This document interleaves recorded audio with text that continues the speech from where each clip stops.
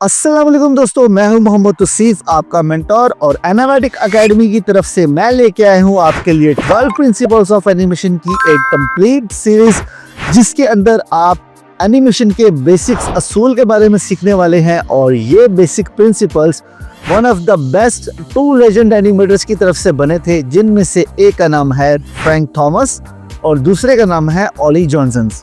तो अब चल के हम अपनी पूरी सीरीज के अंदर देखेंगे कि ये प्रिंसिपल्स किस तरीके से आपकी एनिमेशन को स्मूथ करते हैं। तो चलो इन्हें वन बाय वन एक्सप्लोर करते हैं।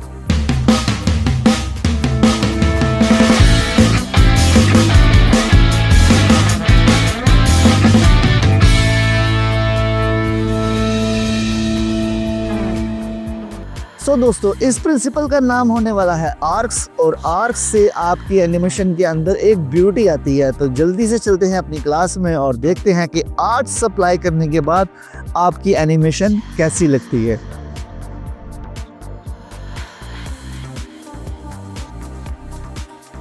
तो जैसे आज का प्रिंसिपल आर्क के बारे में है, तो आर्क के बारे में बताने से पहले आपने कभी इस चीज़ के बारे में सोचा है कि जब हम किसी पिंग के ऊपर या झूले के ऊपर बैठते हैं तो आपने ये चीज़ लाजमी नोट की होगी कि जब वो आगे से पीछे प्ले होता है तो वो बिल्कुल स्ट्रेट लाइन में नहीं प्ले होता, बल्कि एक आर्क, एक राउंड शेप के अंदर प्ले होता है, जिससे उसकी जो मूवमेंट है वो बड़ी नरम, बड़ी मज़े की और बड़ी फ्लेक्सिबल फील होती है। यही प्रिंसिपल जो है एनिमेशन के अंदर आर्क्स कहलाता है कि आपकी एनिमेशन जब स्ट्रेट की जगह पे आर्क शेप के अंदर मूव करती है, उसके अंदर एक नेचुरल ब्यूटी आती है। आज हम इसको वन बाय वन एग्जांपल के साथ समझते हैं कि आर्क आपकी एनिमेशन को किस तरीके से स्मूथ करता है। तो यहाँ पे आपके लिए मैंने एक एग्जांपल रखा है, इस एग्जांपल को हम प्ले करके देखते हैं। यहाँ से तो समझ लो कि ये एक बंदा है जो कि एक फिसल को थ्रू कर रहा है। तो ये देखते हैं कि इसके हैंड की मूवमेंट प्रॉपर आर्क में है, पूरे आर्क शेप के अंदर ये चीज़ को फेंक रहा है। तो इस तरीके से जो आप इसके हैंड की मूवमेंट को देखो तो वो कितनी नेचुरल लग रही है। अगर ये कोई रोबोटिक स्टाइल में सीधा सीधा फेंक रहा होता तो वो इतना अच्छा ना लग रहा होता। कहने का मतलब ये है कि इसका हेड भी एक प्रॉपर आर्क की शेप में चल रहा है, इसका हैंड भी आर्क की शेप में चल रहा है, और वो फ्रिस भी जिसको वो फेंक रहा है वो भी आर्क की शेप में चल रही है।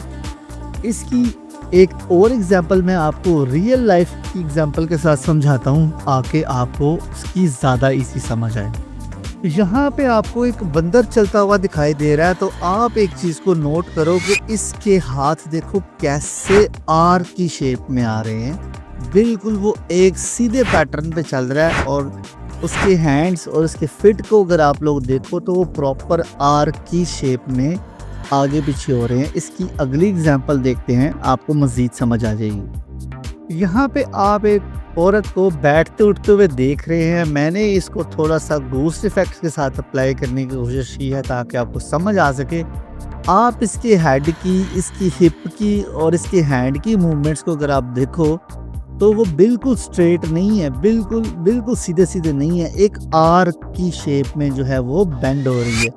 आप इसके हेड को भी अगर हम लोग सिंपली देखें तो इसका हेड बेसिकली देखो कर्व लेता हुआ आ रहा है, बिल्कुल सीधा स्ट्रेट नहीं आ रहा, क्योंकि ये रोबोट नहीं है, ये ह्यूमन है।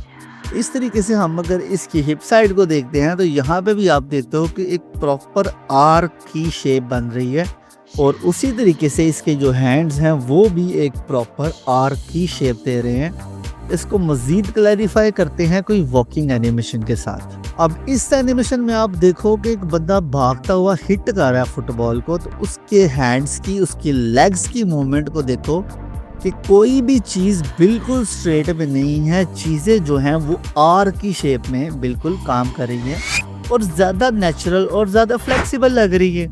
अगर मैं सिंपल किक को सीधा सीधा मतलब बनाता तो इसकी किक जो थी वो बिल्कुल स्ट्रेट आनी थी, बिल्कुल आर्क की शेप में नहीं थी। इसके हैंड की मूवमेंट को देखो कि हैंड हमारा आर्क की शेप में प्रॉपर आ रहा है। हम जब भाग रहे हैं हमारी बॉडी एक क्रिएट कर रही है आर्क, इसके हेड में भी आर्क आ रही है, इसके बाजू में भी आर्क आ रही है। चीज़ों को फ्लेक्सिबल करने के लिए, अच्छा करने के लिए हमें आर्क का प्रिंसिपल इम्प्लीमेंट करना होता है अपनी एनिमेशन में।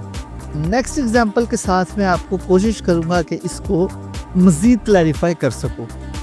अब यहाँ पे आपके सामने एक कैरेक्टर है जो कि दो तरह की मूवमेंट कर रहा है। ये देखिए, ये सादी मूवमेंट है, बिल्कुल सादी, कोई फील नहीं आ रही, जबकि ये आर्क वाली मूवमेंट है। तो आर्क की मूवमेंट से उसके अंदर ज़्यादा अपीलिंग आ रही है। सादे तरीके से मूव करने में और आर्क से हेड को मूव करने में डिफरेंस बिल्कुल आपके सामने है। जब वो सादा सादा मूव कर रहा है रोबोटिक लग रहा है, लेकिन जैसे वो आर्क से मूव कर रहा है वो नेचुरल लग रहा है। ये देखिए, सादे में फील नहीं है, बिल्कुल फील नहीं है, आर्क में प्रॉपर फील है। तो आप इस चीज़ को समझ चुके होंगे कि जब भी हम लोग एक जगह से दूसरी जगह पे हमारी बॉडी या हम लोग मूव करते हैं या हमारे हैंड मूव करते हैं, तो एक चीज़ हमारी एनिमेशन को स्मूथ कर रही होती है और वो चीज़ होती है आर्क। थोड़ी डिटेल और लाइव एग्जांपल के साथ इसको समझते हैं, क्योंकि ये बहुत छोटा सा प्रिंसिपल है, इसमें छोटी छोटी चीज़ें थी लेकिन ये बहुत ज़्यादा ज़रूरी है।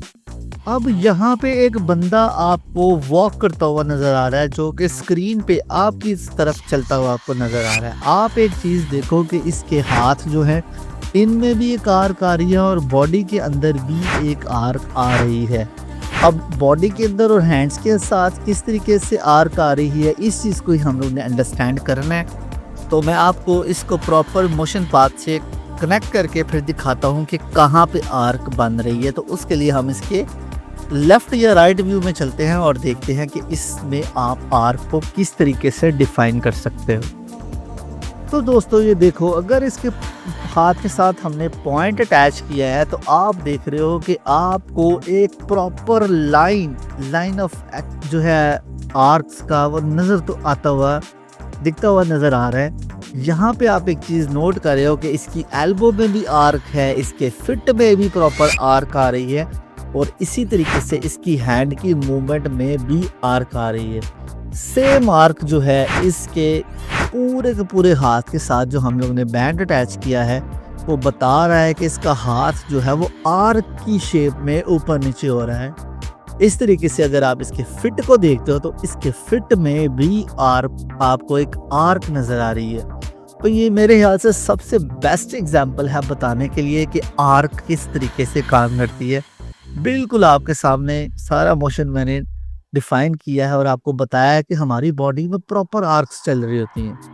नेक्स्ट कोई एग्जांपल देखते हैं। अगर इससे आपको आई थिंक समझ आ चुकी होगी कि मैं क्या बताना चाह रहा हूँ, फिर भी आपकी आसानी के लिए मैं आपके साथ कोई और एग्जांपल को भी शेयर करता हूँ।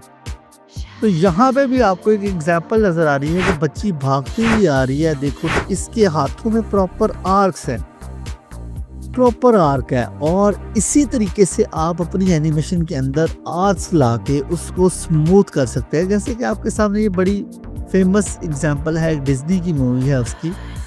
तो आर्क प्रिंसिपल आपको समझ आ रही है कि बेसिकली किस तरीके से आपकी जो है एनिमेशन उसको स्मूथ कराता है। इन प्रिंसिपल्स के यूज़ से ही हमारी छोटी छोटी चीज़ें होती हैं जिसके साथ साथ ही हम अपनी एनिमेशन को बेस्ट कर पा रहे होते हैं। तो यही था आज की प्रिंसिपल में, बिल्कुल छोटा सा प्रिंसिपल था, आपको समझ आनी थी, आपको आई थिंक समझ आई।